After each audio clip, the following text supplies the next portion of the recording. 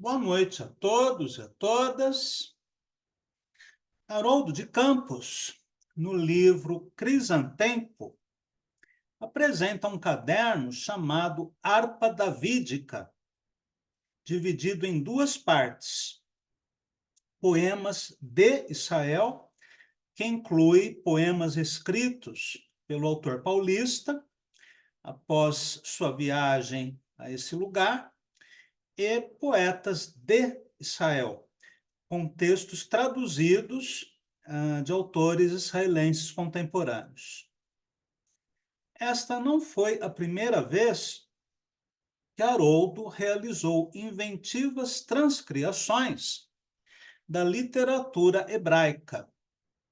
Desde a década de 1980, ele se dedicou ao projeto de apresentar em português textos significativos da Torá hebraica, movido por um interesse estético, não religioso, do mesmo modo que, pouco antes de falecer, manifestou interesse em aprender a língua árabe para transcriar o Alcorão.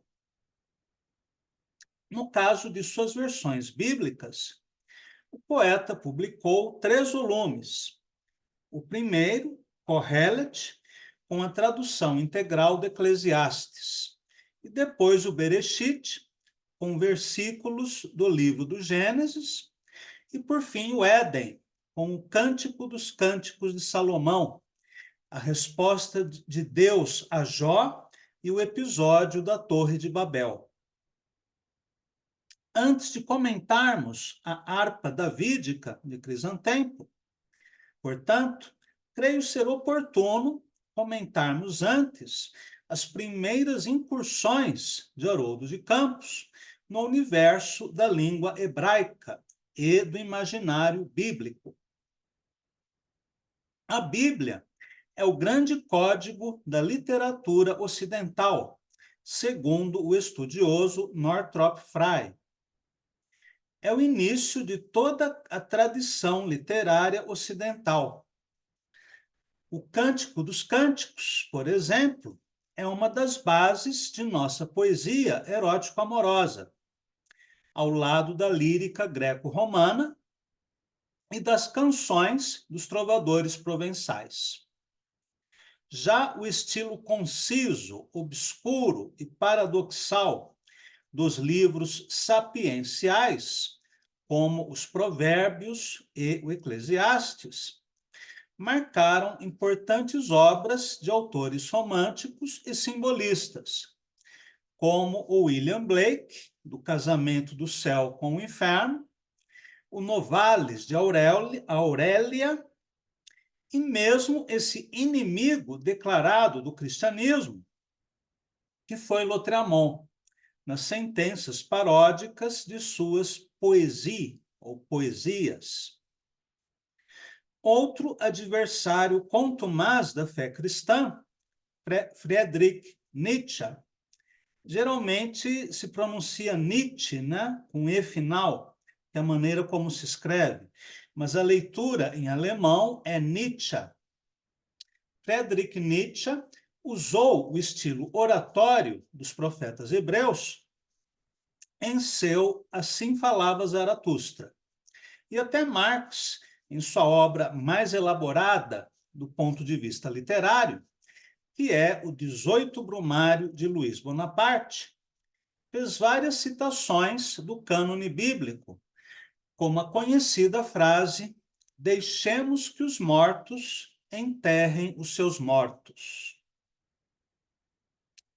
Se fôssemos fazer uma lista de todos os autores influenciados, de uma maneira ou outra, pela literatura bíblica, de Milton até José Saramago, essa lista seria interminável. Por isso mesmo, traduzir a Bíblia representa um mergulho na fonte primordial de nosso imaginário, de nossa tradição literária e de nossa cultura. Ainda que nos afastemos voluntariamente da herança judaico-cristã, né? O caso, por exemplo, de Nietzsche. O que diferencia as traduções de Haroldo de Campos daquelas realizadas por outros estudiosos é que ele não foi movido pela intenção mística ou teológica, mas pelo desejo de recuperar para nós alguns exemplos mais expressivos da poesia bíblica, muito mais elaborada e sofisticada do que poderiam imaginar aqueles que só leram as versões convencionais da Escritura. O resultado do trabalho titânico desenvolvido pelo poeta são os livros Kohelet, Bereshit e Éden. Nesse conjunto admirável de obras que formam um tríptico, Haroldo nos mostrou que os textos bíblicos são poemas riquíssimos, não menos complexos formalmente do que um poema de Klebnikov ou Mallarmé. Para dar um único exemplo, há um verso em hebraico, agora me foge as palavras exatas em hebraico, mas elas remetem à ideia de vapor, vapor de água, com o sentido simbólico de algo que se desvanece no ar. E é um jogo de palavras anafórico, ou seja, são duas palavras que se repetem. Na Vulgata de São Jerônimo, essa palavra hebraica foi traduzida como vaidade. Daí que nós temos em português o verso vaidade, tudo é vaidade, ou ainda vaidade das vaidades. Mas esse é um julgamento de valor.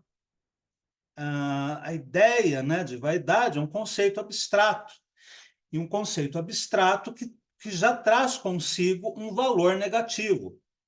E a palavra em hebraico remete a algo mais concreto, ainda que no estado vaporoso, né? Mas é substância, é algo material, né? Ainda que uma matéria sutil. Uma tradução literal seria vapor dos vapores, mas como ficaria feio e estranho, Haroldo traduziu como nada de nadas. Com esse sentido mesmo, né? De que todas as coisas materiais, uma hora se desfazem, se desvanecem e viram vapor, né? Viram nada. É a ideia de impermanência dos fenômenos. E, no entanto, na tradição cristã, ficou uma ideia mais moralista, né? Da vaidade das vaidades. Então, uma diferença muito grande entre a tradução de Haroldo e as traduções mais conhecidas, até do ponto de vista referencial. Uma vez que Haroldo não teve uma intenção de pregador, mas uma intenção de poeta. Para revelar as cintilâncias da arte verbal bíblica, Haroldo desprezou a distinção entre prosa e poesia, buscando antes recuperar o ritmo, a respiração prosódica das linhas, valendo-se para isso de sinais gráficos e de recursos da espacialização da poesia moderna. Ele não evitou os jogos paronomásicos, os trocadilhos, paralelismos e todos os recursos da função poética, que, em geral, são ignorados nas versões tradicionais.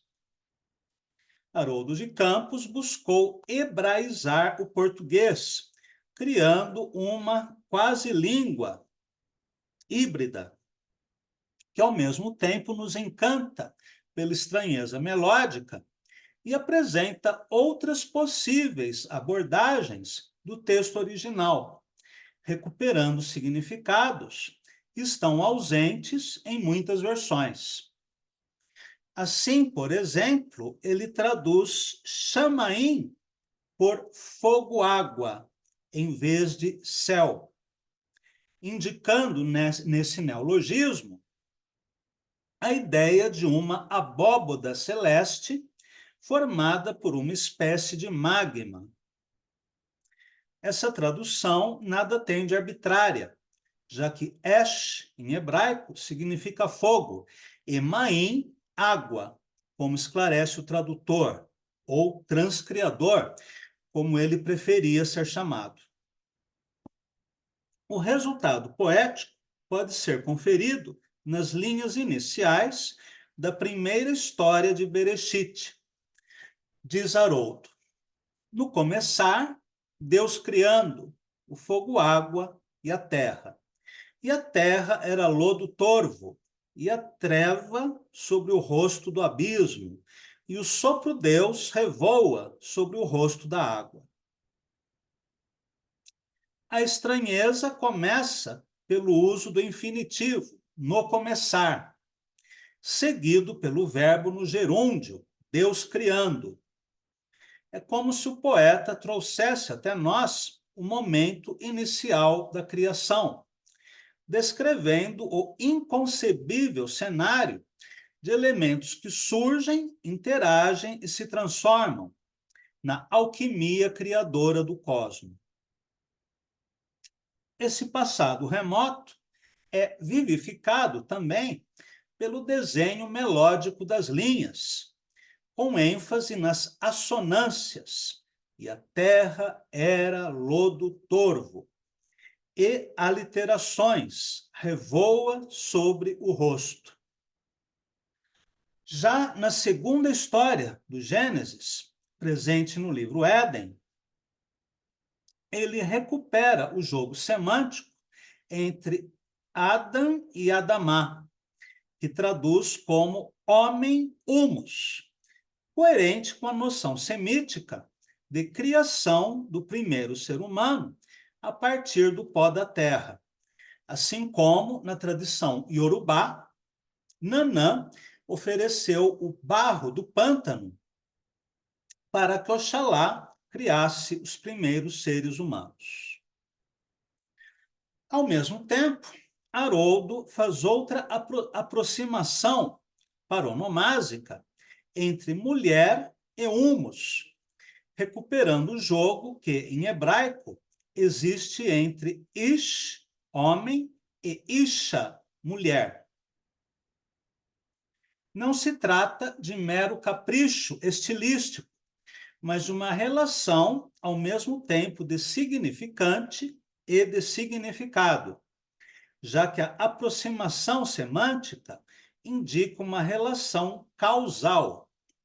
O homem veio do pó, e a mulher, segundo o relato bíblico, da costela do homem. Ou, como diz a segunda história do Gênesis, na versão haroldiana, e disse o homem: desta vez, osso de meus ossos e carne de minha carne. A esta chamarei mulher, pois do homem humus esta foi tomada. Então, é uma relação, ao mesmo tempo, de grafia e de significado. Outra recriação notável, agora no livro do Kohelet, é a da paronomásia Havel-Havalim. Que foi a que eu citei um pouco antes, né? Eu não me lembrava das palavras hebraicas, que nós conhecemos a partir da Vulgata Latina, como vaidade das vaidades. Este é um dos versos mais conhecidos da Bíblia. Haroldo interpretou de outra maneira a sentença, traduzindo-a como tudo, névoa, nada, sendo que Havel, em hebraico, tem o sentido literal de vapor, sopro, e só figurativamente pode significar vaidade. Não se trata apenas de jogo linguístico, mas, novamente, uma releitura do sentido, já que a palavra vapor tem um significado mais preciso do que vaidade. E com um conteúdo figurativo adicional de algo impalpável e efêmero. Assim como na literatura budista, os fenômenos são comparados a bolhas de espuma que surgem e logo caem na impermanência. No caso da literatura budista, né, fala-se em bolhas de espuma. E na literatura bíblica, nesse vapor, né, que desaparece no ar. Ao optar por tais soluções, Haroldo manteve-se fiel ao sentido literal, muito mais concreto do que abstrato, e com um ganho maior de poeticidade, pelo impacto do inusitado. O que surpreende, no entanto, é o modo como Haroldo fez isso sem abdicar da sonoridade do texto. Vale lembrar que ele utilizou diversas gravações com professores de hebraico lendo esses poemas em voz alta, para trabalhar a partir do impacto sonoro do original. A esse respeito, vale a pena citar um trecho da primeira história do Bereshit. E Deus disse que as águas esfervilhem, seres fervilhantes, alma da vida, e aves voem sobre a terra, face a face, do céu, fogo, água. E Deus criou os grandes monstros do mar e todas as almas de vida rastejantes que fervilham nas águas, segundo sua espécie, e todas as aves de pena, segundo sua espécie. E Deus viu que era bom. Esse relato cosmogônico, história cantada do mundo, é um dos vários gêneros literários que integram o cânone bíblico.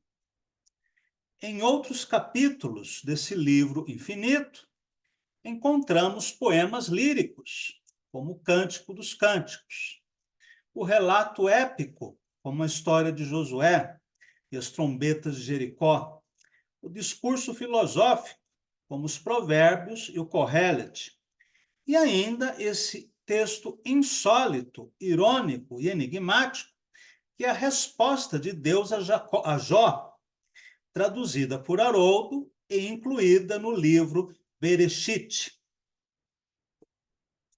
A chuva terá um pai? Ou quem gerou as gotas de orvalho? Do ventre de quem saiu o gelo? E a geada do céu, quem a gerou? Comandas e os relâmpagos vêm e te respondem: aqui estamos? Quem infundiu no íbis sabedoria? Ou quem deu ao galo inteligência? Outro texto de difícil classificação é o episódio da Torre de Babel, incluído no Éden, que é a metáfora arquetípica do surgimento das línguas e das nações, assim como a primeira história do Gênesis trata do nascimento da dualidade e do ego, aquilo que os hindus chamam de mundo do Sansara. Novamente, aqui, Haroldo não se contentou com as soluções adocicadas das versões tradicionais e fez um poema forte e consistente em português, descobrindo novos sentidos para formas novas. Vale citar o fragmento inicial. E disse ele, o nome, um povo uno e uma língua lábil, una para todos. E isto só o tempo do seu afazer, e agora nada poderá cerceá-los, no que quer que eles maquinem fazer. Vamos, baixemos, e lá babelizemos sua língua lábil, que não entenda um a língua lábil do outro. E os dispersou ele, o nome de lá, sobre a face de toda a terra.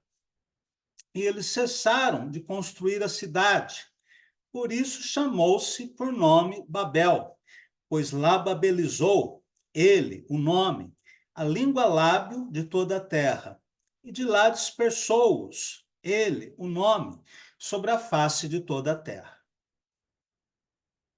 Convém ressaltar que ele, o nome, é o modo como Haroldo traduz o intraduzível tetragrama, que na Bíblia hebraica representa o nome impronunciável de Deus, e que em hebraico, Safa Ehat, significa lábio, com o sentido de idioma. Daí a versão haroldiana, língua lábio, que mantém na ambiguidade do neologismo a duplicidade de sentido do termo original. A partir dessa breve apresentação das traduções bíblicas haroldianas, vamos agora ler e comentar alguns dos poemas de Israel de Crisantem.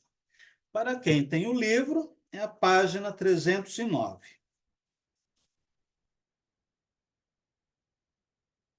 Pedras de Jerusalém.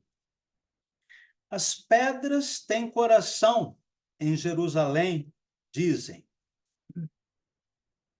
Brancas pedras porosas, como uma súbita população de pólipos, suboceânica, exposta ao sol agudo do deserto.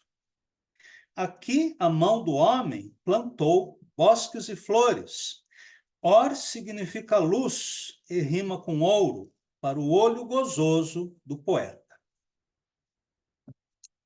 Em Pedras de Jerusalém, poema construído em 4 estrofes concisas, Haroldo de Campos inicia a composição com um provérbio ou dito popular que associa um termo concreto, as pedras, a algo abstrato, o coração, no sentido de ideia, sentimento ou emoção. Como o termo kokoro, em japonês. Kokoro significa coração, tanto a víscera, né, o órgão físico, quanto o sentimento e mesmo o pensamento. Na segunda estrofe, mantém a presença das pedras, agora associadas metaforicamente a uma população de pólipos suboceânica, que traz implícito um jogo de imagens entre o mar e o deserto. A terceira estrofe, mais logopaica, até com certa ingenuidade, aponta para uma suposta terra prometida, de bosques e flores, que oculta a realidade da ocupação das terras palestinas pelos sionistas europeus. E na estrofe final, o autor faz um jogo semântico entre a palavra hebraica or, que significa luz, e rima com a palavra ouro, no sentido de brilho intenso. No poema seguinte, vamos ler o poema seguinte, Mais Pedras. Pedras num sínodo de pedras, e uma luz afiada como faca.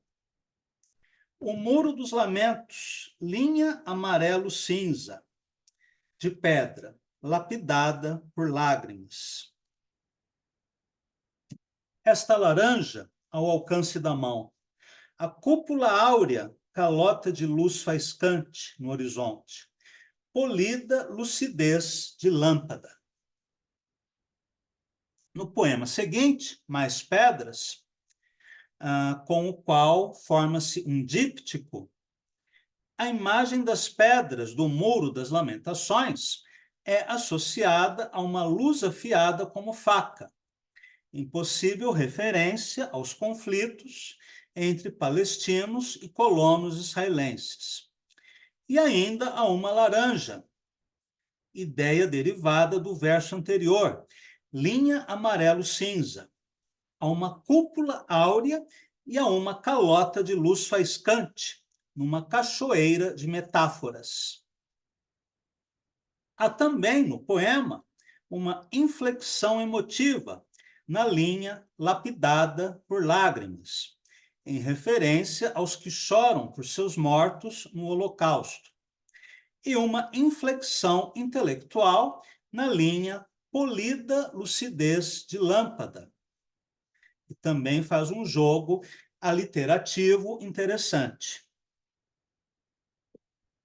Podemos comparar as ambiguidades e a variada imagética dos dois poemas com a linguagem dos poemas bíblicos traduzidos por Haroldo, em que também se encontram a polissemia e a forte presença substantiva, mesmo para a construção de ideias. Vamos ler agora o poema seguinte, intitulado Velas, página 311. 3 velas e um palácio de espelhos as reduplica em mais de 1000. Velam por um menino de olhos vazados e por quantas 1000 crianças, siderário de pontos luminosos, alumbrando o escuro, irradiando o espelhado, âmbito negro, dessa que não se quer imemore, memória memorial. Enquanto marulho de vozes veladas, se repetem os contas de um jogo de ábaco, nomes de todas as cadentes estrelas crianças. Em Velas, talvez o mais conciso e expressivo poema dessa série, quase um haiku japonês, ou uma fotografia em palavras, temos a imagem de uma solitária vela, enquadrada entre pedras brancas, em homenagem à cinza de mortos familiares, em nova referência ao Holocausto. A presença da pedra, já vista nas composições anteriores, amplia aqui o seu sentido polissêmico. Ela é a solidez, a dureza, que desafia o tempo, a presença do passado no presente, a saudade, a construção de estradas, muros ou casas, mas também é o elemento da lamentação e do monumento fúnebre. Uma única palavra é o elemento da lamentação, uma única palavra para designar a paisagem exterior e a interior, a percepção objetiva e subjetiva de uma realidade, tal como vivenciada por Haroldo de Campos. Não é a pedra existencial de Drummond, nem a pedra substantiva de Cabral, mas uma pedra que funciona como metonímia cultural e emotiva. Vamos ler agora a Via Dolorosa, página 317. Amanhã eu escanearei os poemas e enviarei a vocês pelo WhatsApp. Na Via Dolorosa, por onde Yeshua caminhou, arrastando o pesado lenho, lojas, negócios de um e outro lado. Paramos na estação da Verônica, antes de tocar a lápide, úmida de pétalas de flores, onde o corpo foi purificado com perfumes. Em Via Dolorosa, Haroldo de Campos registra a história cristã de Jerusalém, cidade sagrada para 3 religiões, incluindo também o islamismo. O poema todo, composto em 13 versos, dispostos em 3 estrofes, formam uma única frase gramatical, pelo uso do enjambemã. Nessa longa sentença, somos apresentados logo de início a Yeshua, nome hebraico de Jesus, na cena anterior à crucificação, quando ele arrasta o pesado lenho, ou seja, a cruz. Na estrofe seguinte, que fez um deslocamento, na estrofe seguinte, que faz um deslocamento temporal para o presente, vemos a paisagem rotineira de lojas e negócios, enquanto a estrofe final é novamente de lamento e celebração aos mortos. No caso do profeta judeu-palestino, cujo sofrimento é evocado por Haroldo em oculta comparação com o genocídio nazista. O poema final do caderno, um dos mais belos, traz a presença da outra Jerusalém, a porção oriental da cidade, majoritariamente habitada por árabes muçulmanos, e há mais de 60 anos, local de disputa entre palestinos e israelenses. Vamos lê-lo. Mesquita, página 318. Pássaros entram em voo esfuziante na penumbra da mesquita. A memória da cúpula dourada migrou para arabescos e vitrais, onde a voz escrita do Corão resplandece em fiorituras. No chão alfombrado, um céu reverso, vermelho escuro, vermelho mais claro, vermelho e ouro, de tapetes que rezam, por vozes multifluentes, algaravia de arabescos.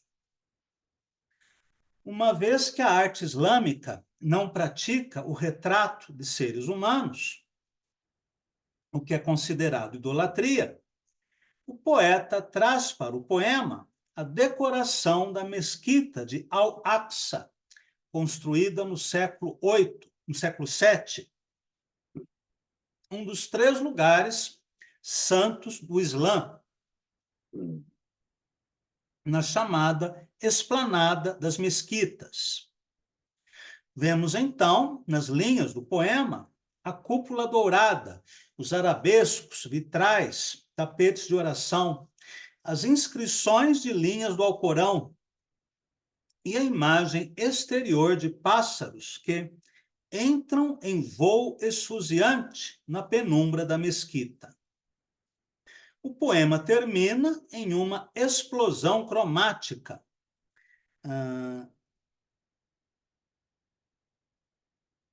Explosão cromática, em que a repetição anafórica da palavra vermelho nos faz lembrar novamente das repetições da literatura bíblica e também corânica, mas aqui numa releitura geométrica própria da poesia concreta. E aqui terminamos a aula de hoje.